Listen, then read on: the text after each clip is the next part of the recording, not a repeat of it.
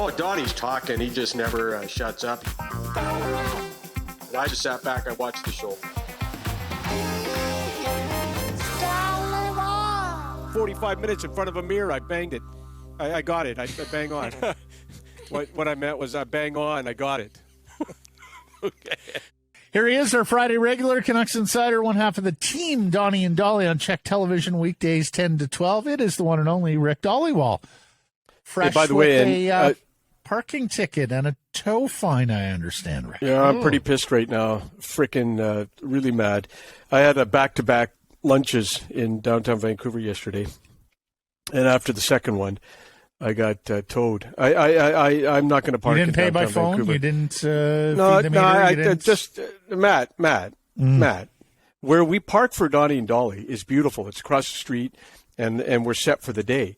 But when you got to go deeper into downtown Vancouver, it's a disaster. So, anyways, I got the towed, but I am never having lunch in downtown Vancouver again. It is ridiculous. That's true. Every block, I'm telling you. Rick, you can spend $6 to park for the hour, and then you go over, and the next thing you know, here comes the ticket for 50 bones, and you're in trouble. They got to do. There's no parking. There's no parking spots, and then when you find somewhere to park, like underground, there's no spots available. Like, it's just ludicrous. And so I had these back-to-back lunches, and I got busted in the second one. I'm pretty pissed, no question. I must say, though, I'm a little surprised, although perhaps they drew the line at Don Taylor, that big stars like you, that Czech didn't get you parking in downtown Vancouver. We do have parking, Donnie and I. Okay. Does Ryan have parking? Ryan's got parking, too. Does Derek have parking? Have parking. Okay. Who? Derek? Yeah, Derek's got parking, too. We all got parking, Matt. That's okay, good. You guys should know. Price should know when he was at... why didn't you just walk, Rick, if you were already... Because the first place I went to was by Stanley Park, and I'm not walking, Matt, in 20 minutes, and then sweating like a pig, and then meeting my guy across. I'm not going to do that. Right. So it was too far away. I like how you've gone double shirts today. You've got a black collared shirt, and then you threw the Hawaiian over top of it. First of all, it's -7 outside when I got my car this morning, and so I had to. And we work in. You went double T's to combat the -7. You thought that so was I work in a dungeon. It's -40. Taylor never lets us put the heat up. We have had literal fights about this. Taylor likes with no heat.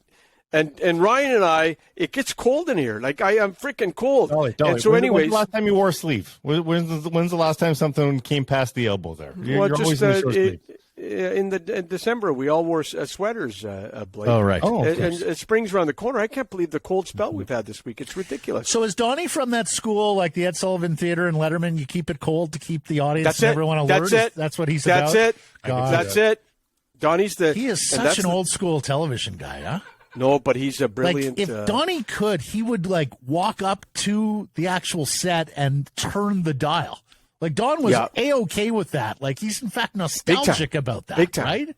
But he's the TV expert. I mean, Ryan and I are just along for the ride. He knows this industry inside out. Like, I did 32 years of radio before I got into this. And I loved radio because, A, I got a face for radio, and B... you're in radio. We're in our little room. No one's watching us. It's right. I like that part of radio, right? This is totally different. But Donnie, when it comes to television, he's the legend. He gets it. He knows everything, in and outs, all of it. All right, let's get into it. Luke Schenn, what's the latest? We hear Pittsburgh and Toronto were interested, as well as some other contenders. Maybe Boston was, but they move on now with Orlov. What can you tell us on Luke Schenn? Well, last night I checked into Schenn, and this morning it's a hard market to read. Matt, obviously the Canucks want a second. Some people are saying second for sure. Some are saying third. Boston got their guy with Dmitry Orlov from the Capitals. Pittsburgh was sniffing around. I wonder if the Canucks had interest in that Ty Smith. Ty Smith, first overall Bantam draft, Spokane Chiefs, drafted first round by the Devils. So I wonder if that Pittsburgh is there anything going on with Ty Smith? Toronto, obviously they've lost Muzzin, so they would have checked in on Schenn. Obviously, everybody can figure that out. But they don't have any second and third round picks this year and next year, so that may make it tough for the Leafs. So look, teams poking around. The ask is the Canucks. Everyone knows it's got to be a second or third rounder. The only thing I say to both of you guys, today is 6 days of sitting at home for Schenn. I wonder if the Canucks and other teams are concerned about that, no activity. If it was me, I'd play, and this is strictly me, I'd play Schenn against the Bruins tomorrow. If capital letters, if a trade is not close. Because, look, you don't want, if this goes down to the wire, Luke Schenn possibly could go 2 weeks without a game, right? Rick, I've seen Portsline in Columbus write that about Gavrikov. I think it's 5 games now that he's missed. It's like that's right. At some point you got to wonder just how rusty the guy, and Chychrun as well. So. Well, this is the home game too, right? You're about to go on the road against Dallas, so maybe you just give him the one to that's shake it. Some of the rust off. That's why I'm wondering. I'm wondering. This is me. If Schenn should play against Boston tomorrow, and the Bruins are obviously one of the teams that had interest in Schenn, but they obviously got Orlov yesterday from Washington. Big heavy price they paid, and they're off and running after playing in a great game last night in Seattle. Let's stay on you guys. Go ahead. Finish. Go ahead. It was a great game. Well, let's just stay on the defense score, Ricky. You have a note here about a right shot D. What can you tell me? Okay, so what I want to say to you guys is the Canucks are looking. I was told Canucks are looking everywhere on this. Let's put it this way: on this planet for a right shot D. You got NCAA coming up, right? So you got free agency July 1st coming up, right? So you got NCAA free agents as well. But here's what I want to say. I think they'd like to add 2 right shot D this summer, or you can sign more lefties and possibly move OEL to the right side if it becomes tough getting right shot D. All last summer, they tried to get right shot D. They couldn't do it, okay? So they tried. So one player that nobody talks about when it comes to right shot D and is very highly thought of by Canucks scouts and management is 22-year-old former first-round pick Philip Johansson, signed by the Canucks last summer after the Wild game up on him. He's playing in Sweden right now, having a good year. The Canucks really like him a lot. Lots of viewings of him this season, and I think that he'll either be in Vancouver or Abbotsford next year. But I'm just saying, everybody talks about right shot D, and you go out and, well, guess what? Those guys are expensive, right shot D on other teams, and there might be a guy right here in the Vancouver system. I just want to throw his name out there, Philip Johansson, and I think he's had a great year, and I think the Canucks got pretty high hopes of him. Let me ask this if we're on right shot D, Ricky. Jake Livingstone, the Creston kid, Canucks are running on him. Langley Riverman, college free agent, Minnesota State. They're winding down their regular season. Now they're probably a tournament team, but what would you handicap their chances of getting Livingstone? 100%. He's the number 1 college free agent, if I'm not mistaken. So 100%. I know a lot of teams are going to be in on him. I can tell you right now, Canucks were in on him last year. They're in on him again this year, but he has got multiple double-digit teams after him. He is going to be – look, he's a kid from Creston, British Columbia. He played for the Langley Rivermen. There's the BC connection, the BC team. Makes a lot of sense. Obviously, kids in British Columbia, the dream is, for most of them anyways, is to play for the Vancouver Canucks. Is there a fit there? Absolutely, there's a fit there for both sides. But also I can tell you that I know for a fact there's a high amount of teams after Livingstone. A lot of teams wanted him to come out last year, and he didn't do that. Yeah. A lot of teams, I remember this time last year talking to people, and they said, you know what, this kid should come out. And I remember someone told me, Rick, he's not going to come out, not this year. He needs one more year of seasoning. He's going to be 24 soon, right? April. So, yeah. So he's going to be 24. And they wrap up their season this weekend, actually. Now he's got some conference tournament play, and then likely. Keep an eye on him.